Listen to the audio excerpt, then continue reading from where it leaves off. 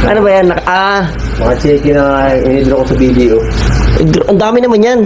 Wow naman, Papa Eds, nag-withdraw ng malaking halaga para sa mga taong mahal niya. At dahil dito, mga kalinga, pang gift ni Papa Eds ngayong December, handang-handa na. Grabe mga kalingap, dahil dito talagang tayo po mapapa wow, sana all.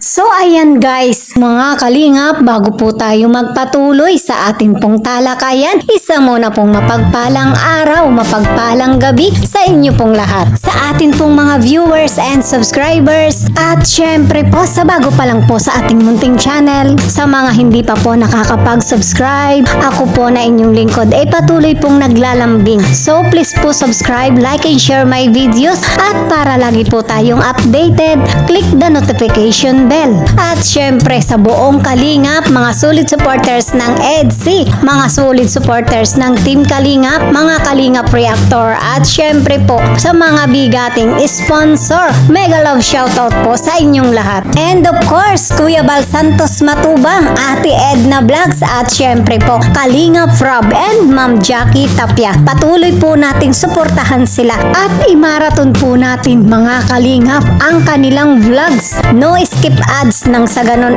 marami pa po silang matulungan na mga kababayan po natin, mabigyan ng pabahay, scholarship at financial assistance. So ayan mga kalingap, dumako na po tayo sa ating talakayan. Pag-usapan na po natin ang atin pong topic. Wow naman, Papa Eds, nag-withdraw ng malaking halaga para sa mga taong mahal niya. At dahil dito mga kalingap, pang gift ni Papa Eds ngayong December, handang-handa na. Grabe mga kalingap, dahil dito talagang tayo po mapapa wow, sana all. Ayan, grabe naman po talaga ang atin pong si Habi. Tunay naman pong napakabuti, napakagalante sa kanyang mahal sa buhay. Ngayon pa lamang po, kasasapit lamang po ng December, meron na po siyang plano na talagang magpapasaya sa puso ng kanyang mga mahal sa buhay. Alam naman natin po kung anong okasyon ang meron ang December na isineselebrate ng buong mundo, di ba? Kaya naman po itong ating si Habi ay talagang handang-handa na ang kanyang pag-gift ngayong December sa mga taong mahalaga sa buhay niya. At ayan na nga po, at nakapag-withdraw na ng malaking halaga. Wow, grabe, di ba? Nakakatuwa naman po, at dahil dito sa pang-gift ni Papa Eds ay talaga naman pong mapapawaw, sana all po tayo, di ba? Kumbaga mga kalingap pambihira po ang mga katulad ni Papa Eds na hindi po natin aakalain na may pira po pala siyang isinisave sa bangko, na pagsapit po ng December meron po siyang i-withdraw, na talaga naman pong preparado na sa kanyang mga pagbibigyan. Wow, grabe talaga si Papa Eds. Pero sa kabila po nito mga kalingap, masasabi nga po natin, sa dami nga po ng tinutulungan ni Papa Eds na beneficiary, kayang-kaya na daw po niyang bumuhay ng sariling pamilya. Ibig sabihin mga kalingap, pwede na po siyang mag-asawa, o diba? Pero batid naman po natin kay Papa Eds, pag-usapang pag-aasawa, alam naman po natin na ito ay preparado na, diba? At si Wi-Fi na lamang po ang kanyang hinihintay, at batid naman po natin na si Beyonce ay marami pa pong pangarap. Andyan lamang po si Papa Eds na handang maghintay at mag-ipon, magpayaman para po sa kanyang si Wi-Fi. So ayan mga kalingap, sa kabilang banda, sa kanya nga pong mga pagbibigyang gift, kabilang na nga po dito ang kanyang mga beneficiary, mga kaibigan, mga inaanak, magulang at kapatid, at syempre hindi naman po mawawala ang gift ng kanyang the one and only Wi-Fi sa buhay niya. Syempre naman, diba? So ayan mga kalinga, para po sa kabuuan ng ating talakayan, panoorin po natin ang ilang kaganapan mula po sa vlogs ni Kalingap Norman. Ano yun kuya? Ano to? Pamasko. Pamasko agad yan? Oo, ano ko inaanak. Ayos na. Naka-ready yan. Ano ba yan? Mga check na in-withdraw ko sa BDO. Ang dami naman yan. Oo, pinaready ko na agad eh. Dalawa agad. At marami. Marami. Kaya natin, marami kasing Mababahagian. malaki tayong bibigyan ng biyaya ngayon. Nakalakbaw, nakasipa. Pilyado pa, marami. Nada. Magkano ba ito lahat? Alam mo, 200,000 pesos. Grabe dami namang mga Paskuhan yan. Yes. Mahina ang isang tao yan ang 2K, 10K, gano'n. Oo, parang gano'n nga. Ito, 100K. 100K? Oo. Tingnan. 100K. Hindi ko makita. Ay grabe, 100K nga guys.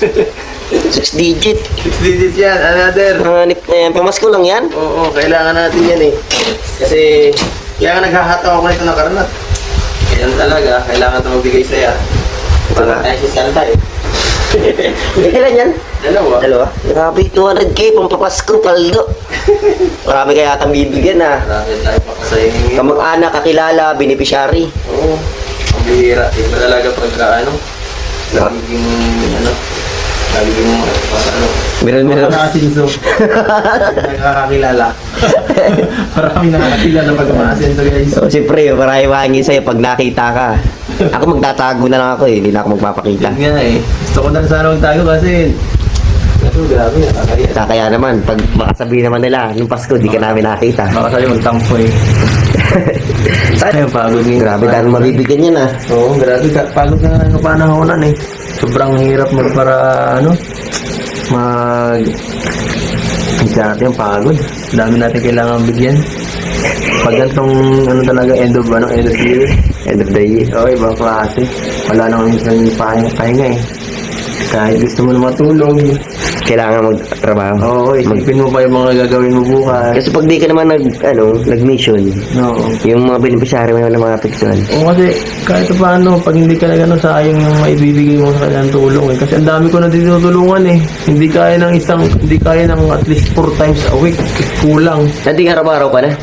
Oo, dapat at least 5 to 6 vlogs dapat sa isang linggo. Kasi halos nasa 20 na yun eh. Siya? Oo, dami na din eh. Ang hirap na nun. Oo, kasi yung mga tinutulungan ko pala mga estudyante, 4, 5, mga matanda. Dami na talaga. 20. Mga nasa 29 total, mga senior pa. May 4 na pinapaaral ka. Siya na may pinag-aaral ba? Hindi lang madami. Ang hirap yun. Ibig sabihin lang yan, kuya, kaya mo na magpamilya. Ay na, ayaw nga, ano. Sa isip mo nun, hindi mo pa kaya, pero nagpapaaral ka ng iba. Pamilya. Sobrang responsable. Nasobrahan. Nasobrahan naman yun. Bakit naman 3? Nasobrahan guys. Walingap ito, kaya na palang magpamilya. Bakit? Hindi niya agad na-realize. Ngayon niya lang na-realize, ang dami niya palang beneficiary. Oo nga, no? Iniisip mo, ay, di ko pa kaya. Tapos biglang, iisipin na yung palang tutulong mo, ang dami din. Ang dami. Talaga eh. Kaya na pala.